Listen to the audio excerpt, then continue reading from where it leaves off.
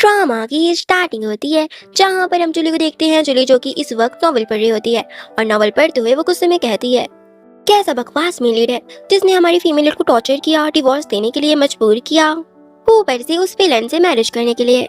कैसा बकवास नॉवल है, मुझे बहुत ज्यादा गुस्सा आ रहा है। अगर मैं इस नॉवल की हीरोइन होती ना तो मैं 2 मिनट के अंदर ही उसके मुंह में डिवोर्स पेपर साइन करके फेंक देती। तभी यहाँ पर उस नॉवल के पन्ने पलटने लग जाते हैं और उसमें से गोल्डन लाइट निकल रही होती है और हमारी फीमेल लीड देखते साथ उस नॉवल के अंदर ही घुस जाती है। तभी जूली की आईज ओपन होती है और वो हॉस्पिटल बेड पे थी और वो कहती कि मैं कहाँ हूँ। बेचारे को ढंग के वो उठी भी नहीं थी। तभी यहाँ पर फुयान तो उसका गला ही पकड़ लेता है और कहता है कि 100वीं बार है जब तुमने मुझे डिवोर्स ना देने के लिए इस तरह सुसाइड करने की ड्रामा की है। अब मैं तुम्हें साफ कह देता हूँ कि अब मैं बिल्कुल भी कॉम्प्रोमाइज नहीं करूंगा। ये तुम ही थी जो मेरे बेड तक आ गई और तुमने मुझे मैरिज करने के लिए फोर्स किया। तभी यहाँ पर हमें एक फ्लैशबैक दिखाया जाता है जहाँ पर जैसे ही जूली और फुयान की आईज ओपन होती है, यहाँ पे तो वो लोग एक बेड पे ही थे और सामने से सारे रिपोर्टर्स आ जाते हैं और उनसे क्वेश्चन करने लग गए थे। इसी वजह से रिपोर्टर्स की वजह से मजबूरन फुयान को जूली से मैरिज करनी पड़ गई। फुयान कहते तुम तो तब भी नहीं सुधरी, तुमने तो जीजी तक को सीढ़ियों से धक्का दे दिया था। तुम उसे ऊपर पहुंचाना चाहती थी और तुम इतनी नीचे हद तक गिर आई हो कि तुमने मुझे अब मैरिज के लिए धमकी के साथ साथ सुसाइड करने के लिए भी धमकी देती हो ताकि मैं तुम्हें डिवोर्स न दूं। लेकिन अब तुम्हारा बहुत हो गया। फुयान तो यहाँ पर जूली का गला छोड़ देता है। तभी यहाँ पर तो जूली सोचने लग गई थी कि यही नॉवल तो मैं अभी पढ़ रही थी, क्या मैं इसी नॉवल के अंदर ही आ गई, क्या पंगा हो रखा है। तभी ये सारी बातें तो फुयान को भी सुनाई दे रही थी। यहाँ पे फुयान कहता है कि तुम इस तरह मेरे सामने मूर्ख होने की एक्टिंग मत करना ताकि मैं तुम्हें डिवोर्स ना दूं। फिर यहाँ पर तो जूली सोचती है कि जहाँ तक मुझे याद है कि इस नॉवल में तो ये मुझे डिवोर्स देना चाहता था और तो और डिवोर्स के साथ ही मुझे 20 मिलियन का भी चेक देगा। यहाँ पर तो फुयान स्मेल करते हुए कहता है कि लो तुम्हारा 20 मिलियन का चेक। यहाँ पर तो जूली उस 20 मिलियन को चेक को देखकर बहुत ज्यादा खुश हो जाती है और मन में सोचती है कि मैं इतना पैसा तो पूरी लाइफ टाइम तक काम करने के बाद भी नहीं कमा सकती और यूं ही बहुत ज्यादा खुश हो रही होती है। फुयान कहता है कि मुझे पता है कि तुमने गु फैमिली में सिर्फ और सिर्फ पैसों के लिए आई हो और तुमने इसी वजह से मुझसे मैरिज की है। यहाँ पर तो जूली सोचती है फीमेल भी क्या ही बकवास थी, इस गधे से प्यार कर बैठी, आखिरकार वो इसके प्यार में पढ़ ही कैसे सकता है। खैर बेचारी को जो प्यार वो चाहती थी वो तो उसे मिला ही नहीं और इस नॉवेल की भी बिल्कुल सैड एंडिंग हुई थी जो कि मैं इस बॉडी में आ चुकी हूँ। हाँ मैं तुम्हारे सारी पंगे सुलटा दूंगी। फिर ऐसा कहते हुए यहाँ पर तो वो जुआन से कहती है मुझे ये तुम्हारे 20 मिलियन नहीं चाहिए, ये बहुत छोटी रकम है, मुझे 200 मिलियन चाहिए। फुयान कहता है कि हमारी मैरिज को सिर्फ और सिर्फ 3 साल हुए हैं और तुमने इन 3 सालों में हमारी गु फैमिली के लिए किया ही क्या है जो मैं तुम्हें 200 मिलियन दूं। यहाँ पर जूली कहती है कि तुमने ही मुझे सबसे पहले चीट किया है और मैं सिर्फ और सिर्फ वही वापस ले रही हूँ जिसकी मैं हकदार हूँ, जो मैं डिजर्व करती हूँ। और मन में सोचती है कि हाय इतने पैसे मिल जाएंगे तो मेरी लाइफ के तो मजे ही मजे। फिर मैं एक हैंडसम सा बंदा पटाकर बहुत ज्यादा हैप्पीली जीऊंगी, एंजॉय करूंगी। और जग रहा इस गधे का सवाल, इसके लिए तो वही इसकी जीजी ही काफी है जिसके पास ही आंख मूंद कर भरोसा करता है, जो कि एक षड्यंत्रकारी वुमेन है। खैर मुझे क्या, उसी के चक्कर में ये डिसेबल होने वाला है और वही इसकी कंपनी को भी बैंकरप्ट करवाएगी। इसकी एंडिंग तो बहुत दुखद होगी, बेचारे की एक्सीडेंट में तो डेथ भी हो जाएगी जो कि ये वो जीजी ही करवाएगी। खैर ये यही डिजर्व करता है इस कमबैक किंग का। तभी यहाँ पर हमें एक फ्लैशबैक दिखाया जाता है जहाँ पे फुयान का एक्सीडेंट हो गया था और यहाँ पर उसकी डेथ भी हो जाती है। फुयान कहता है कि तुम ये क्या ही बक रही हो। जूली कहते है कि मैंने कहाँ कुछ बोला, मैंने तो कुछ नहीं बोला और हाँ जल्दी से सिग्नेचर करो और मैं फिर यहाँ से जाऊँ अपने पैसे लेकर। तभी यहाँ पर तो फुयान साइन करने लग गया था। तभी जूली सोचती है कि हाय कुछ सेकंड में तो मैं बिलियनर बनने वाली हूँ और यूं ही बहुत ज्यादा खुश हो रही थी। फुयान यहाँ पर तो जूली की इनर वॉइस सुनकर शॉक हो रहा होता है और सोचता है कि मुझे एक ऐसी आवाजें आ रही हैं, ये तो कुछ भी नहीं बोल रही है, मुझसे चला तक नहीं रही है। यहाँ पर जूली मन में सोचती है ये इतना साइन करने में टाइम क्यों ले रहा है, भले ये आज ताबूत में ही कदम रख दे लेकिन पहले इसे मेरे साइन करना ही होगा। इतना सुनते साथ ही यहाँ पर जुआन साइन नहीं करता और उस पेपर्स को नीचे फेंक देता है। तभी यहाँ पर जुआन की सिस्टर एला और जेजी आ जाती है। एला कहती कि जूली मैंने सचमुच होप नहीं किया था कि तुम सुसाइड करने की धमकी दोगी डिवोर्स ना लेने के लिए मेरे ब्रदर को। जूली मन में सोचती है अभी से महारानी की कमी थी, ये भी ज्ञान देने के लिए आ गई। खैर इसके साथ भी कुछ अच्छा नहीं होगा, इसका कमबैक बॉयफ्रेंड इसे धोखा देगा, चीट करेगा और इस बेचारे को भी बहुत इन्फेक्टेड डिजीज हो जाएगी, कंपनी में बैंकरप्ट हो जाएगी और जो भी इनके पास इसके मेडिकल्स के लिए पैसा बचेगा वो भी इस कमबैक बॉयफ्रेंड छुड़ा लेगा, पैसे सारे ले लेगा। एंड बेचारी इंडियन अपनी लाइफ से तंग आकर एक बिल्डिंग से कूद कर सुसाइड कर लेगी। यहाँ पर तो एला को भी जूली की इनर वॉइस सुनाई दे रही थी। एला कहती कि तुम मेरे बारे में ऐसा कैसे बोल सकती हो और उसे स्लैब चढ़ने वाली थी। तभी यहाँ पे जूली कहती है कि मैंने तुम्हारे बारे में क्या ही बोला, मैंने तो कुछ नहीं बोला। एला कहती है कि जो कि तुम बहुत ज्यादा सैड होगी ना, क्योंकि तुम्हारा डिवोर्स होने वाला है। यहाँ पे जूली मन में सोचती है, खैर इसकी डेथ हो जाने के बाद मैं इसके कब्र पे जाकर अगरबत्ती लगा आऊंगी। यहाँ पर तो एला वियर से फेस बनाते हुए कहती है कि ब्रदर, ये मेरे बारे में कैसे बोल रही है, क्या तुमने सुना कि इसने अभी क्या कहा? तभी जीजी कहती है लगता है तुम दोनों बहुत ज्यादा थके हो, तभी तुम लोग हेलोसिएशन कर रहे हो। जूली ने तो अभी कुछ भी नहीं कहा है। तभी यहाँ पर तो दोनों ब्रदर सिस्टर सोचते हैं कि क्या हमें जूली की इनर वॉइस सुनाई दे रही है। फिर इन दोनों को ही पता चल जाता है कि वो दोनों जूली की इनर वॉइस सुन सकते हैं। तभी जीजी कहती है कि जूली तुम बहुत ज्यादा वीक हो गई हो ना, चलो मैं तुम्हें बेड तक छोड़ने में तुम्हारी हेल्प कर देती हूँ। तभी जूली मन में सोचती है कि अब ये मुझे बेड तक छोड़ने का नाटक कर रही है, फिर ये मुझे जानबूझकर हाथ फंसाकर नीचे गिर जाएगी और सबसे कहेगी कि इसने मुझे धक्का दे दिया। यहाँ तक कि स्कूल के बच्चे भी स्कूल जाने के लिए इतनी नौटंकी ना करते होंगे जितना ये करती है। खैर इसका साजिश करना तो काम ही है। तभी जुयान सोचता है कि जीजी तो ऐसे व्यक्ति नहीं है, वो जरूर ऐसा नहीं करेगी, ये हमेशा जीजी को फ्रेम करना चाहती है। तभी जीजी तो आगे आकर सचमुच गिर जाती है जानबूझकर। यहाँ पर तो ये दोनों ब्रदर सिस्टर एक दूसरे का फेस देख रहे होते हैं और शॉक हो जाते हैं। वो यहाँ सोचता है इसका मतलब कि ये सच कह रही थी। यहाँ पर एला सोचती है कि ये कैसे पॉसिबल है। जीजी कहती है कि तुम जूली को ब्लेम मत करो, मैं गलती से गिर गई। यहाँ पे जूली कहती है कि ऑफ कोर्स मुझे क्यों कोई ब्लेम करेगा।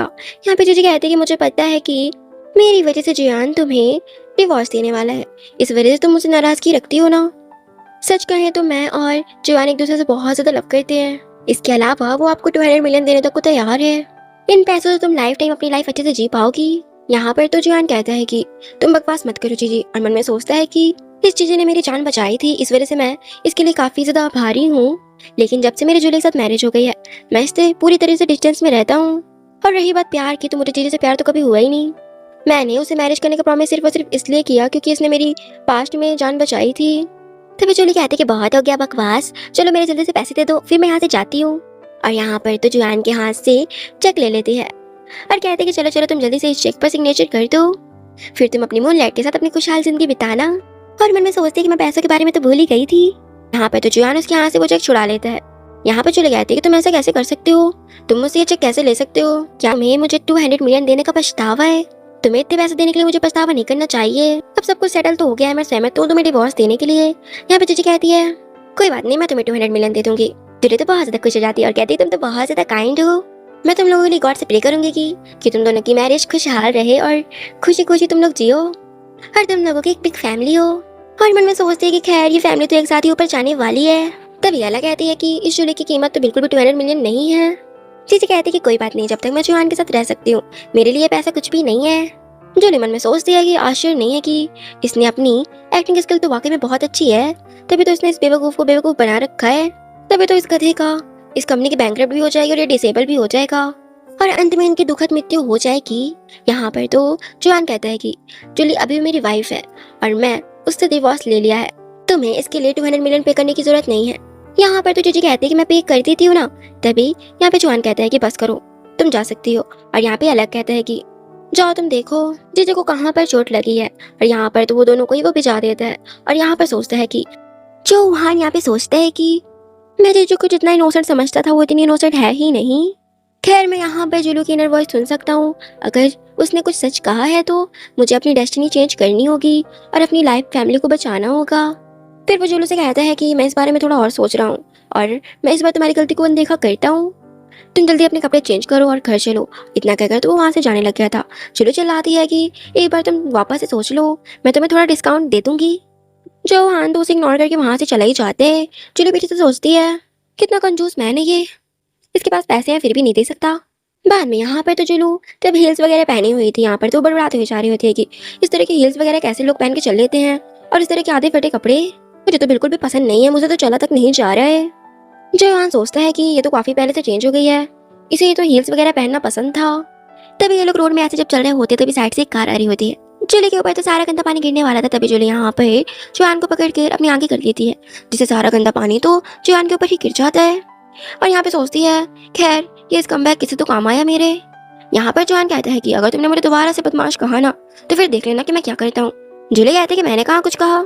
यहाँ पर तो फिर वो लोग कार में बैठे हुए थे और कार को तो यहाँ पर जूली घूर घूर के दिख रही होती है और सोचती है कि हाँ ये कितनी लग्जरियस कार है, इसे तो मैंने सिर्फ टीवी और नॉवेल्स में ही देखा है। वो तो पीछे वाली सीट पर जाकर बैठी हुई थी और ऐसे बोल रही होती है। यहाँ पे जोआन कहता है कि आगे वाली सीट पे आकर बैठो। यहाँ पर तो जुली कहती है कि हमारे बीच तो अच्छा रिलेशन भी नहीं है, मैं पीछे वाली सीट बैठी हूँ और वैसे भी वो सीट तुम्हारी स्पेशली तुम्हारी वाइफ के लिए है। यहाँ पर तो जोआन कहता है कि सोच लो तुम अपने 200 मिलियन गवा दोगी अगर तुम आगे आकर नहीं बैठी तो। जुली तो यहाँ पर पैसों का सुनकर आंख झपकते ही आगे आकर बैठ जाती है। यहाँ पर तो जोआन सारी की सारी जुली के पागलों से हरकतें और उसकी बातें सुन रहा होता है और सोचता है कि काफी ज्यादा चेंज लग रही है, पूरी बिल्कुल बदल गई हो ऐसी। लगता है इसने जब सुसाइड करने की कोशिश की तब से इसका दिमाग भी हिल गया है। यहाँ पर तो जोआन कहता है कि तुम अपनी सीट बेल्ट लगा लो। जुली तो उसकी तरफ देख रही होती है। यहाँ पर तो उसे सीट बेल्ट भी लगाते नहीं आ रहा होता है। तभी यहाँ पे जोआन उसकी हेल्प करता है। इस दौरान ये लोग काफी क्लोज हो जाते हैं और इनके आई कांटेक्ट भी हो जाते हैं। बाद में जब वो घर पर आ जाती है, यहाँ पर तो वो सब जगह को देखकर चौंक रही होती है और यहाँ पर सब सामान को टच कर रही होती है। तभी वो एक फ्लावर पॉट को गिराने वाली थी, तभी जल्दी से यहाँ पर आकर तो जोआन उस फ्लावर पॉट को पकड़ लेते हैं। तभी वो सामने टेबल पर अखरोट को रखा हुआ देखती है। वो तो जल्दी से तोड़ के खा लेती है और जोआन से ये पूछ रही होती है। जोआन तो उस अखरोट को देखकर बिल्कुल परेशान वाला फेस बना लेता है और सोचता है हाय मेरे ये अखरोट जिसे मैं 10 साल से देख रहा हूँ, ये तो बहुत प्राचीन समय के अखरोट थे जिसे मैं कब से अपने पास रखा हूँ। तब यहाँ पर वो जुली से कहता है कि मुझे फर्क नहीं पड़ता कि तुम बीमार हो या फिर इल ही हो गई हो, प्लीज तुम मेरे सामान को दोबारा आइंदा मत छूना। और जो सामान तुमने बहुत ज्यादा तोड़ा है वो सारे बहुत ज्यादा एक्सपेंसिव है, मेरा बस चला तो मैं तुम्हें कोई बेच दूंगा। और हाँ मैं तुम्हें वार्निंग देता हूँ दोबारा मेरे सामान को टच भी मत करना। इतना कहकर तो यहाँ से जोआन अपने रूम में चला जाता है। यहाँ पे जुली से मन ही मन बहुत ज्यादा सुना रही होती है और कहती है कि पाचोपैत कहीं का बेवजह मुझ पर गुस्सा कर रहा है, मैं इतनी इनोसेंट हूँ फिर भी। बाद में यहाँ पर जुली तो किचन में सब जगह कुछ खाने को ढूंढ रही होती है लेकिन उसे कुछ भी नहीं मिलता। फिर वो परेशान हो जाती है, कहती है कि मुझे तो भूख लगी है लेकिन अब मेरे पास पैसे भी नहीं है, मैं क्या करूँ। उसको तेने तो सारा का सारा पैसा अपने पास ही रख लिया, मुझे एक फूटी कौड़ी भी नहीं थी। तभी जुलू के दिमाग में कुछ खुराफाती सा आइडिया आ जाता है। जुलू कहती है कि आइडिया। फिर बाद में यहाँ पर तो वो पूरा घर का सामान ही कुछ लोगों को बुलवा कर बेच देती है और उसे पैसे मिल जाते हैं और लास्ट पे यहाँ पर फुयान का कुछ सामान बचा हुआ था। फिर वो सामान का भी वो दिमाग लगा कर जाकर फुयान की कंपनी के बाहर जाकर सारा सामान बेच देती है। तभी जब वो सारा सामान बेच ही रही होती है यहाँ पर तो असिस्टेंट उसे देख लेता है और वो जाकर बॉस के पास जाता है और कहता है कि नीचे जुलू आई हुई है। फुयान कहता है कि उसे ऊपर मत आने देना। असिस्टेंट कहता है कि बॉस वो आपसे मिलने के लिए नहीं आई है बल्कि वो नीचे आपको कुछ सामान बेच रही है पर्सनल। फिर नीचे फुयान भागते हुए नीचे जाता है और देखता है कि चलो तो यहाँ पर जोआन का अंडरवियर बेच रही होती है। यहाँ पर तो सारी लड़कियां लेने के लिए आपस में ही चोरे बिल्ली की तरह लड़ रही होती हैं। तभी यहाँ पर फुयान आता है और जो लोग हाथ पकड़कर वहां से भाग जाते हैं। फिर एक साइड पे लाकर फुयान जुलू से कहता है कि तुम्हें शर्म नहीं आती है, तुम ऐसे कैसे कर सकती हो। यहाँ पर जुलू कहती है कि पैसे कमाने में कौन सी शर्म, तुमने तो मुझे खाली घर में अकेला छोड़ दिया था और खाने के लिए भी कुछ भी नहीं था, मैं भूखी थी और तुमने तो मुझे एक फूटी कौड़ी भी नहीं दी। तुम तो मुझे भूख से ही ऊपर पहुंचाना चाहते थे, अब मुझे पैसों के लिए कुछ तो करना ही पड़ता तो मैंने किया। और रही बात, ये सब तुम्हारी गलती है, ये सब तुम्हारी गलती है। फुयान भी यहाँ पर उसकी बातों को उल्टा जवाब देते हुए कहता है कि मेरी क्या गलती है। तभी उसे कॉल आ जाता है जहाँ पर उसे पता चलता है कि उसका ब्रदर बताता है कि चोरों ने तुम्हारे घर को पूरा साफ करके ले गए हैं, एक भी सामान नहीं बचा है। फिर बाद में यहाँ पर तो फुयान अपने घर पे पहुंच जाता है जुल्लू को लेकर और यहाँ पे जुल्लू मन में सोचती है हंसते हुए कि एक झाड़ू तक नहीं बचा है। फुयान कहता है कि तुम अभी भी हंस रही हो। यहाँ पर तो फुयान का ब्रदर सीचन कहता है कि यहाँ पर तो चैंग भी जुल्लू की बुराई करते हुए कहता है कि तुमने मेरे ब्रदर से फोर्सफुली मैरिज करी है, तुम इतनी बदतमीजी कैसे कर सकती हो। और यहाँ पर तो ऐसे ही बोल रही होती है। तब यहाँ पे फुयान कहता है कि मैं हूँ यहाँ पे बोलने के लिए, मुझे भी कुछ बोलने दोगे तुम दोनों। तभी एला कहती है कि ब्रदर सचमुच इसने तुम्हें मेडिसिन दी थी तभी तुमने उससे मैरिज करी है, वरना तुम्हारी मैरिज तो जीजी से हो जाती है। और यहाँ पर तो जीजी भी झूठ मूठ कर रोने की एक्टिंग कर रही होती है।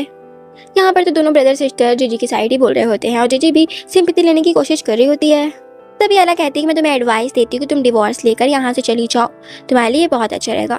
जीजू कहती है कि मैं डिवोर्स लेना चाहती हूँ बट ये मुझे डिवोर्स ही नहीं ले रहा है और कहती है कि कंजूस मैन कहीं का मुझे 200 मिलियन तक दे नहीं सकता, मेरे लिए तो इसके यहाँ से एक फूटी कौड़ी भी नहीं निकलती। तभी वहाँ पर मॉम आ जाती है। मॉम कहती है कि जीवान से ये तुम सचमुच क्या जुलू से डिवोर्स लेना नहीं चाहते। और यहाँ पर जीजी की साइड बोल रही होती हैं। तभी यहाँ पर जुलू कहती है, यहाँ पे जुलू मन में सोचती है कि खैर ये लोग जितना बकबक करना है कर ले। लेकिन 1 साल बाद जीवान के ब्रदर चैंग के इसका बेटा इतना तो बेवकूफ़ है कि उसकी गलती की वजह से उसके ऑर्गेन्स को निकाल कर ले जाएगी और किडनी तक नहीं छोड़ेगी। और रही बात मेरी ये सासू मॉम की, तो इसे भी कैंसर हो जाएगा। यहाँ पर तो ये सारी बातें मॉम और उसके ब्रदर सिस्टर को सुनाई दे रही होती है। मॉम कहती है क्या तुम हमें कर्ज दे रही हो। जोवान सोचता है कि मैंने जो भी सुना है हो सकता है कि ये जुलू की इनर वॉइस है, अगर सचमुच ऐसा कभी होता है तो मैं ऐसा कभी भी होने नहीं दूंगा। और मैं अपनी मॉम को चेकअप के लिए हॉस्पिटल ले जाऊंगा। तब यहाँ पर चैंग कहता है कि मेरे कोई ऑर्गन कैसे निकाल सकता है। यहाँ पे जुली कहती है कि तुम्हारी लव लाइफ खतरे में है। यहाँ पर जुली मन में सोचती है कि गधा कहीं का बेवकूफ है एक नंबर का। सादा पता है चाहे तो इसके सर पे दिमाग की जगह हरी घास भरी हुई है और ये जिसके पीछे भागता रहता है इसके लवर ही से धोखा देगी। यहाँ पर जीजी कहती है कि खैर तुम इस तरह उसके बारे में बुरा बुरा मत बोलो। मुझे पता है कि तुम्हारे और जियान का रिश्ता अच्छा नहीं है, फिर भी तुम उसे ऐसे मत बोलो। यहाँ पर जुली मन में सोचती है कि मैं क्या गलत बोल रही हूँ। और रही बात इसके लवर की, तो वो ऑलरेडी किसी और के बेड पर है अभी। चैंग को तो इतना सुनकर गुस्सा आ जाता है और कहता है कि तुम ऐसे कैसे बोल सकती हो। तभी यहाँ पर तो ये सारी फैमिली मेंबर साइड तरफ चले जाते हैं। यहाँ पे मॉम कहती है जियान से कि मैं उसकी वॉइस सुन कैसे पा रही हूँ, ये सब क्या हो रहा है।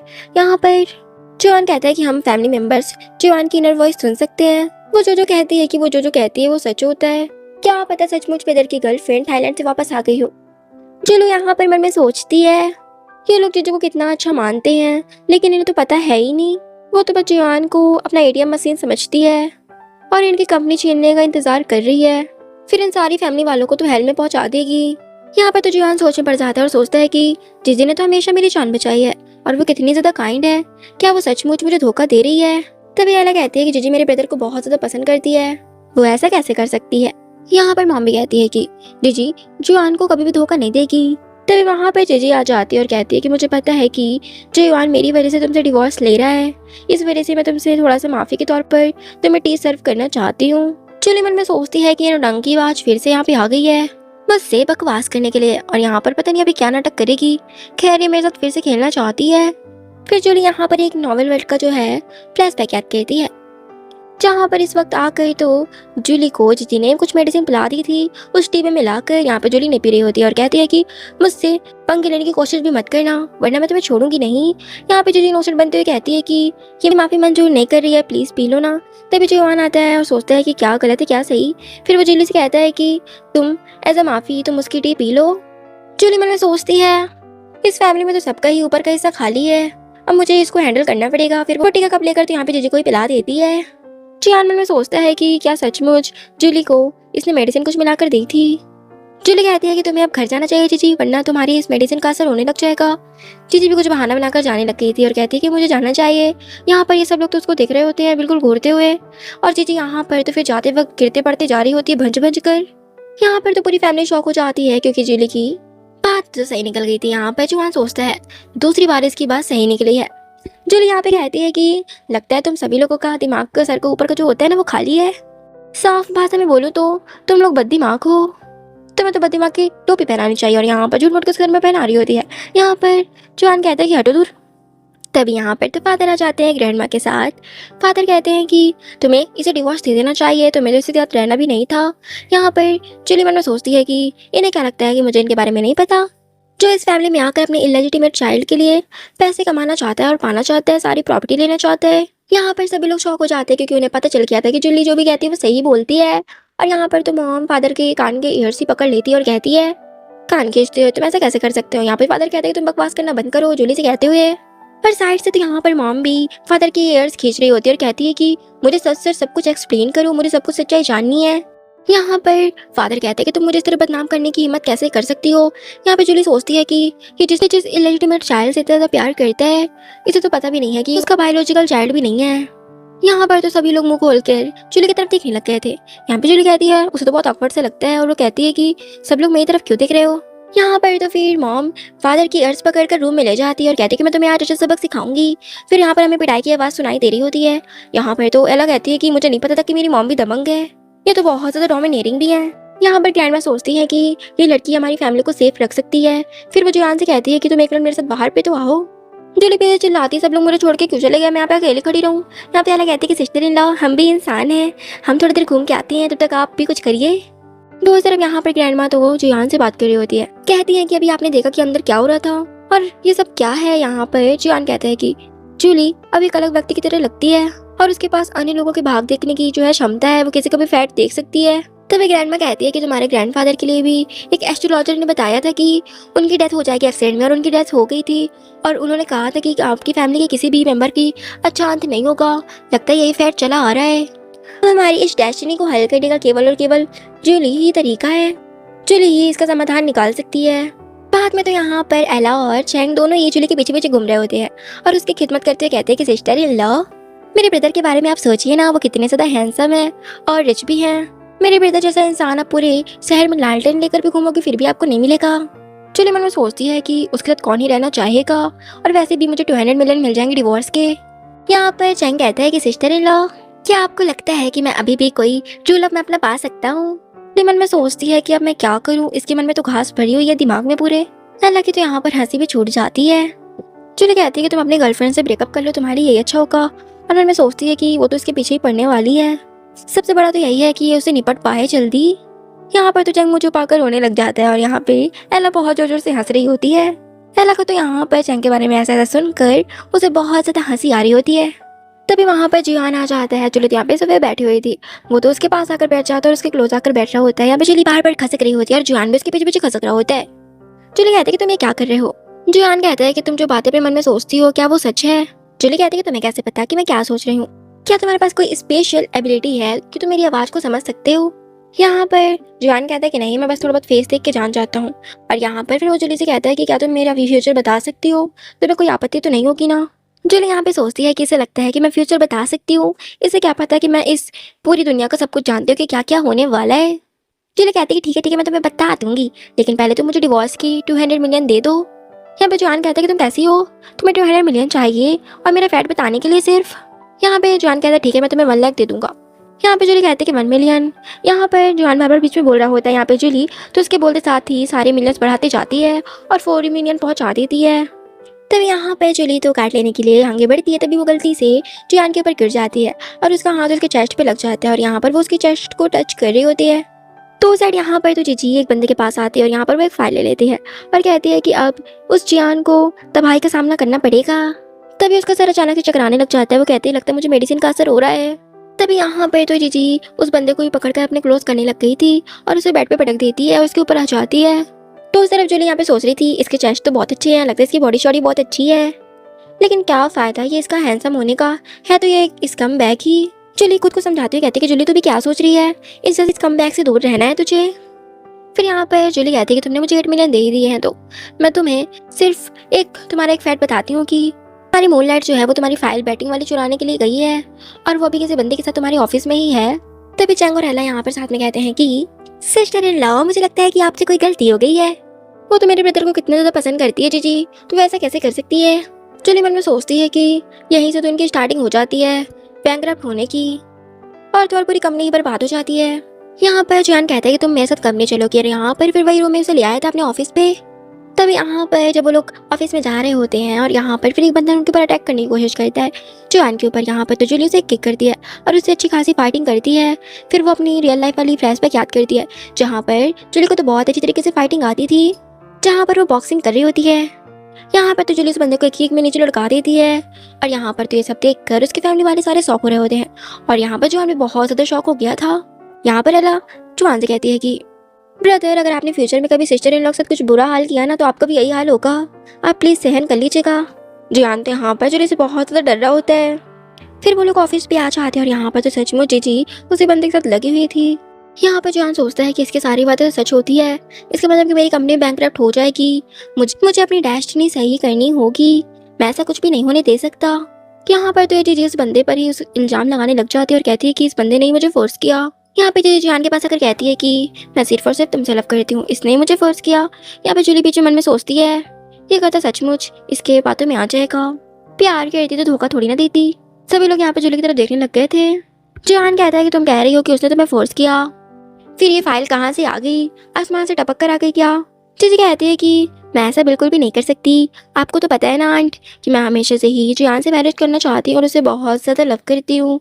तभी जियान कहता है कि तुमने मुझे चीट किया है और तुम अभी भी कह रही हो कि मैं तुम पर बिलीव करूंगा, मैं तुम पर बिल्कुल भी बिलीव नहीं करूंगा। और रही बात आखिरकार तुम्हारे पीछे कौन रियल कल्प्रिट है, किसने सब कुछ ऐसा किया है, तुम किसके कहने पर ये सब कर रही हो? जुली मन में सोचती है कि इन्हें क्या ही पता होगा कि रियल कल्प्रिट तो कोई और नहीं बल्कि फादर का ही इलेजिटिमेट चाइल्ड है, जो कि अभी भी कैमरास में बैठकर सब कुछ देख रहा होगा। वो तो बस जीजू को एज अ टूल यूज कर रहे हैं। यहाँ पर जान सोचता है कि मैं भी इसे बाहर नहीं निकाल सकता, मुझे अभी कल्प्रिट को पकड़ना भी होगा, और वैसे भी इसने मेरी एक बार हेल्प की थी। फिर वो कहता है कि मैं तुम्हें एक चांस देता हूँ और तुम्हें माफ करता हूँ। तभी यहाँ पर एला ब्रदर से कहती है कि ब्रदर आप उसे इतनी आसानी से जाने कैसे दे सकते हैं। यहाँ पे जूली कहती है कि ये प्यार होता है ना, प्यार है ये। और कहती है कि तुम्हारा ब्रदर सचमुच चीज़ से बहुत ज़्यादा लव करता है। जॉन कहता है कि मैं रियल कल्प्रिट को ढूंढना चाहता हूँ। जूली कहती है कि मैं तुम्हारा वेट करूंगी, जरूर करूंगी। और यहाँ पर जॉन की तरफ बढ़ रही होती है। जॉन तो बेटे की तरफ जाता है और वो वॉल से टकरा जाता है और यहाँ पर जी उसे वॉल से पिन कर देती है और कहती है, उसके पहले बोलने से पहले ही यहाँ पर तो जॉन शर्मा शर्मा कर बोल रहा होता है कि तुम ये क्या कर रही हो। जूली फिर तभी डिवोर्स पेपर्स निकाल लेती है और कहती है कि यहाँ पर तो डिवोर्स पेपर्स को देखकर जॉन का तो मोह ही बन जाता है। और यहाँ पे एला हंसते हुए कहती है, एला को तो यहाँ पर बहुत ज़्यादा हंसी आ रही होती है और वो कहती है चैंग से कि अभी तुम्हें ब्रदर को देखा ही, अभी कितने सर मारे थे, अब तो उनकी शक्ल ही उतर गई है। चैंग कहता है कि मेरे ब्रदर के बारे में तो तुम जिक्र मत करो। और यहाँ पर वो भी हंस रहा होता है और ऐसे ये दोनों मजाक उड़ा के हंस रहे थे। जूली कहती है कि अगर तुम डिवोर्स के लिए सहमत हो तो मुझे 200 मिलियन और दे दो और मैं तुम्हारी हेल्प करूंगी तुम्हारे फैट को बताने में और रियल कल्प्रिट को पकड़ने में भी। यहाँ पर तो जॉन डिवोर्स के पेपर्स लेकर फाड़ देता है और साइड पे चला जाता है। यहाँ पर चैंग कहता है कि मेरे पास और भी ज़्यादा डिवोर्स पेपर्स हैं। तभी मॉम जॉन के पास आती है और कहती है कि ये हमारी फैमिली की सेवियर है, उसकी जो जो बात वो बोलती है सारा कुछ सच निकलता है, अब यही हमें बसा सकती है, तुम अभी भी डिवोर्स के बारे में सोच रहे हो। यहाँ पर जॉन कहता है कि मैं भी उसे डिवोर्स देना नहीं चाहता क्योंकि मुझे अभी भी कुछ पता करना है और क्या पता मुझे लगा कि वो डिवोर्स पेपर कहीं फाड़ना थे तो मैंने ही फाड़ दिया। एला यहाँ पर जूली से कहती है कि आप मेरे ब्रदर को डिवोर्स देने के बाद क्या आप मुझे अपने साथ रख सकते हो, मैं प्रॉमिस करती हूँ कि मैं कोई भी परेशानी खड़ी नहीं करूँगी, बस तुम मुझे अपना एक पेट की तरह रख लेना। यहाँ पर तो जूली उसे हक कर लेती है और प्यार से सहला रही होती है। यहाँ पर तो जंग भी दौड़ते दौड़ते पहुंच जाता है कि प्लीज आप मुझे भी रख लेना। जॉन साइड में खड़ा होकर सोचता है कि क्या ही दोगले भाई बहन है मेरे। फिर वो जूली को उठाता और कहता है कि डिवोर्स के बारे में सोचना भी मत, और कहता है कि और रही बात मेरे फैट की तो मैं खुद बदल कर दिखाऊंगा और जासूसों को लगाऊंगा। पर मैं सोचता है कि जब तक मेरे सारे ट्रबल क्लियर नहीं हो जाते तब तक मैं इसे जाने नहीं दे सकता। जूली कहती है ठीक है मैं तुम्हारी बात मान लूंगी लेकिन मुझे पैसे चाहिए। ये जूली तो हर वक्त पैसे मांगती रहती है। जॉन सोचता है इसे पैसों के अलावा भी कुछ और सोचता है। फिर जॉन भी उसे कार्ड दे देता है। नेक्स्ट सीन में पार्टी के दिखाया जाता है जिसमें जूली, एला और जॉन आए हुए थे और यहाँ पे जीजी अगर कहती है कि मुझे माफ कर दो जॉन, मुझसे गलती हो गई। यहाँ पर जॉन कहता है कि तुम्हें मुझसे माफी मांगने की जरूरत नहीं है, जो कि तुमने मुझे मेरी जान बचाई थी इस वजह से मैं इसकी परवाह नहीं करूंगा, डोंट वरी। जीजी कहती है कि तुम ऐसे क्रूअल जैसे बातें क्यों कर रहे हो और जूली से कहती है कि तुम प्लीज हेल्प करो ना। और यहाँ पर जूली मन में सोचती है कि इस पार्टी के दौरान पे ही ये मुझे स्विमिंग पूल पर धक्का दे देती है, सोचती है कि मुझे पानी में धक्का देने वाली इसी वजह से मुझे बुला रही है। यहाँ पर जियान तो जूली की फिक्र करते हुए कहते हैं कि तुम मेरे पास ही रहना, कहीं दूर मत जाना। जूली यहाँ पे सोचती है ये मैन इतना घबरा क्यों रहा है, मैं वैसे भी बहुत ज्यादा स्मार्ट हूँ, मैं यूं ही किसी के चंगुल में नहीं आने वाली।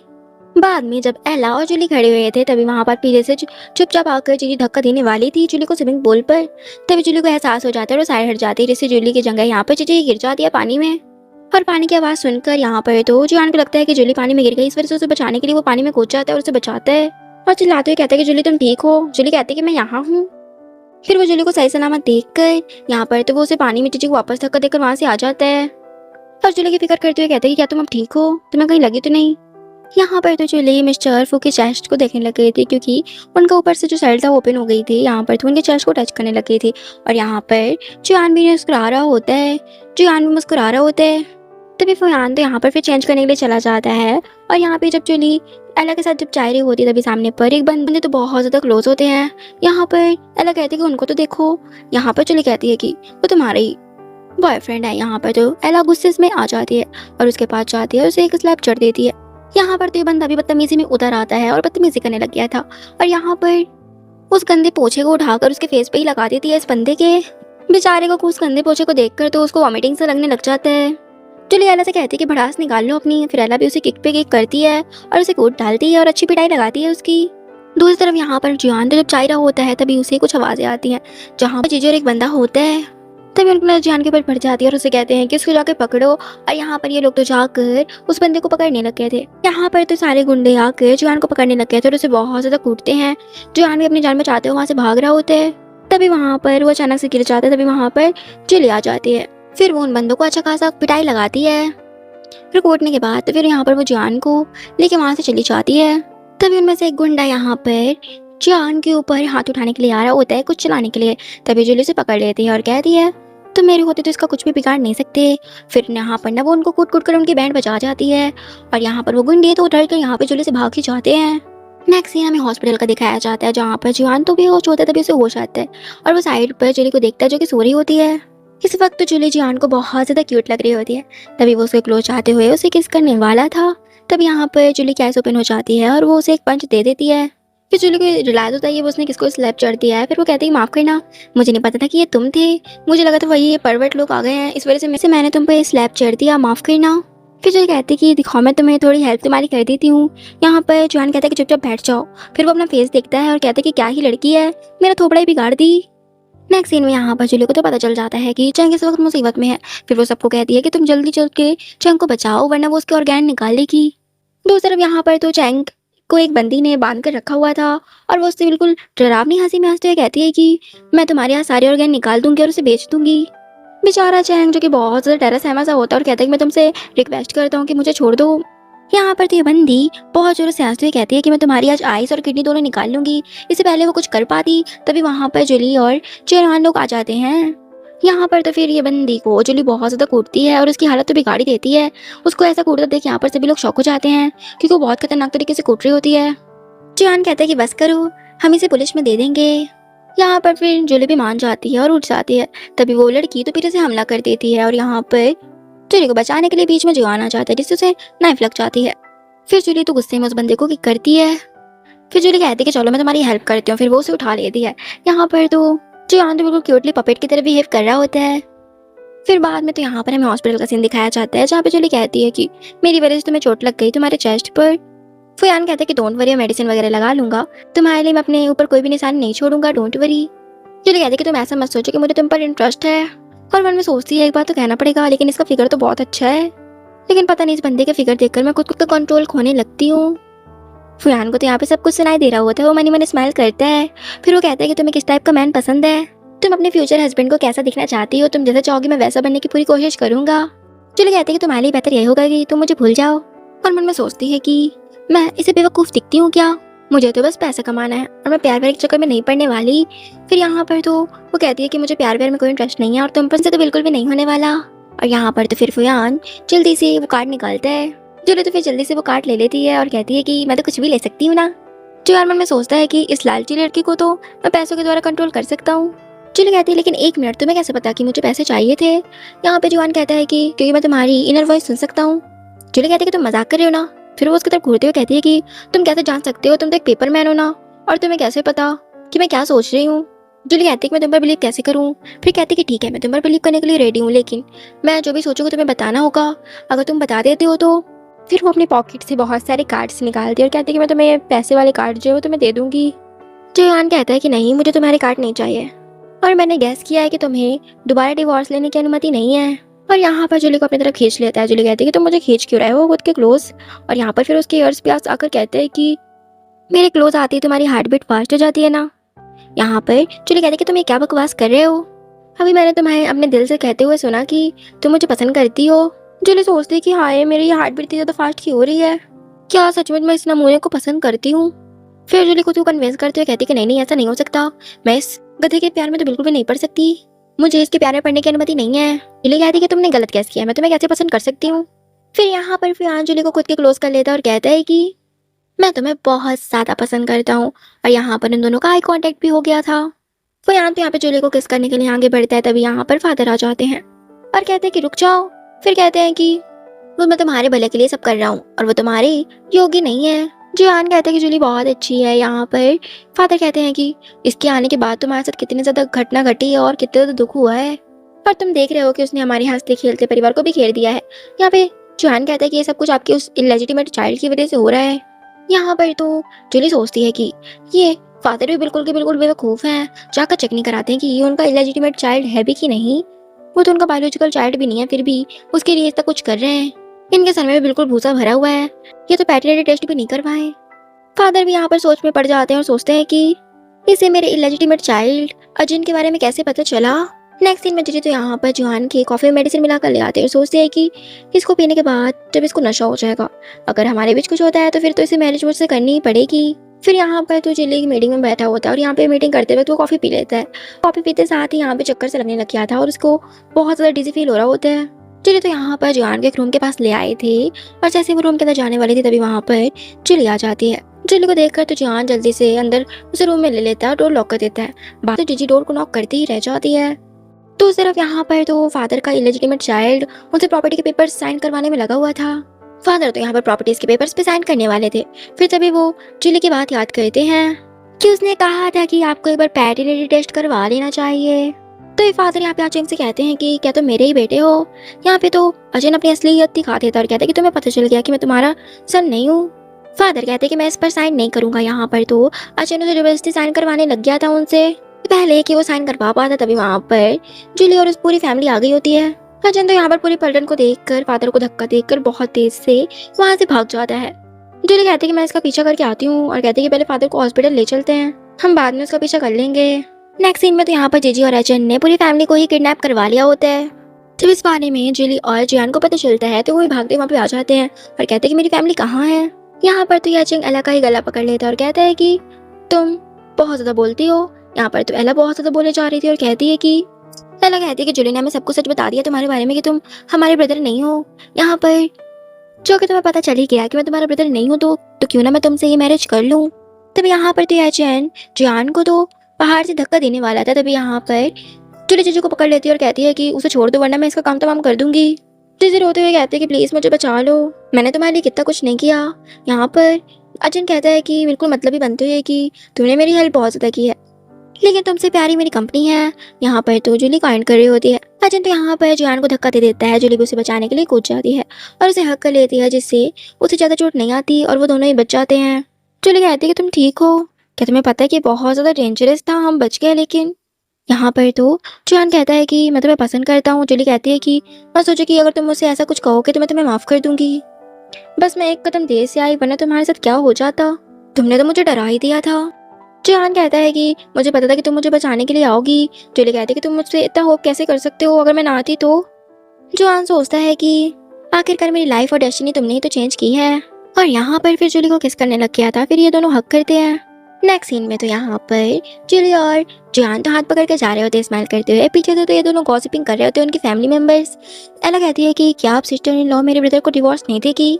ग्रैंडमा कहती है खैर जो भी हो बहुत अच्छा हुआ, और उसका थे इलेजिटिमेट चाइल्ड को पुलिस ने पकड़ लिया है।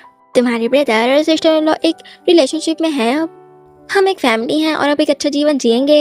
यहाँ पर तो जैसे ही वो लोग अंदर एंटर करते हैं, यहाँ पर तो मॉम फादर की बहुत ज्यादा पिटाई लगा रही होती है। ये सब देखकर तो जियान जूली को अपने साथ अंदर ले जाता है। यहाँ पर तो जब वो लोग अंदर आ गए होते हैं, यहाँ पर जियान उसे कुछ स्टोरीज पढ़ने के लिए देता है और कहता है कि मैं अपनी पूरी लाइफ तुम्हारे लिए काम करने के लिए दे दूंगा। इससे पहले जूली कुछ बोल पाती, यहाँ पर तो जियान डायरेक्ट उसे किसी करने लग गया था। एला और चंग ये सब देख रहे होते हैं, वो लोग अपनी आइज क्लोज कर लेते हैं। फिर जूली भी उसे वापस से किस करने लग गई थी। तभी यहाँ पर जूली की मामा और उसका ब्रदर आ गए होते हैं और यहाँ पर तो ये लोग पैसे मांगने के लिए आए हुए थे, क्योंकि उन लोगों ने देख लिया था कि जूली अब खुश है। इसी वजह से वो पैसे ऐंठने के लिए आए हुए थे और कहते कि अगर तुम्हें डिवोर्स लेना ही है तो हमें पैसे दे दो। जूली स्माइल करते हुए कहती है कि पैसे अभी देती हूँ ना, बहुत अच्छी तरीके से। यहाँ पर तो जियान सोचता है बैंड बजेगी किसी की। जूली तो यहाँ पर अपने ब्रदर को बहुत ज्यादा कूटती है और कहती है कि और पैसे चाहिए दूं, कभी मेरे बारे में सोचा है किसी ने? हमेशा आप अपने बेटे को ही सपोर्ट करती थी। 16 ईयर्स की एज पे ही आप लोगों ने मुझसे काम पे लगवा दिया था और सारे पैसे आप लोग खुद ही हड़प लेते थे मेरा। 1 मिलियन से ज्यादा पैसे तो आप लोगों ने खुद ही मेरे खा लिए हैं और यहाँ पर मुंह उठाकर वापस से मुझसे पैसे मांगने के लिए आए हैं। और यहाँ पर एक स्टिक लेकर उन्हें दौड़ाई हुई थी, वो लोग भाग रहे होते हैं। यहाँ पर तो उसकी मॉम कहती है कि हमें कोई पैसे नहीं चाहिए, हम चले जाएंगे। फयान तो यहाँ पर हंस रहा होता है। इन दोनों के बीच अब सब कुछ ठीक हो गया था और इनका फैट भी चेंज हो गया था। खैर फ्रेंड्स, आप लोगों को ये स्टोरी कैसी लगी कमेंट में ज़रूर बताइएगा, और अगर स्टोरी पसंद आई हो तो प्लीज़ मेरे चैनल को सब्सक्राइब और वीडियो को लाइक शेयर कर दीजिएगा। जल्दी लेकर आऊँगी एक न्यू इंटरेस्टिंग सी स्टोरी।